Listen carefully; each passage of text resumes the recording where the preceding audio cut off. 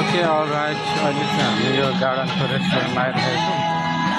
यहाँनिर चाहिँ अब एकदमै राम्रो रिसोर्ट रहेछ।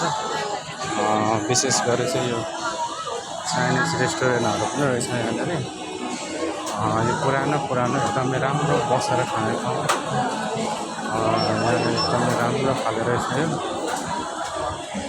यहाँ विशेष गरी फ्यामिलीहरूसँग बसेर आउने भने यो तपाईँलाई एकदमै राम्रो स्ट्यान्डर्ड मान्छेहरू बसेर खाने ठाउँ रहेछ। यहाँ चाहिँ एकदमै राम्रो चिजहरू पाइने रहेछ।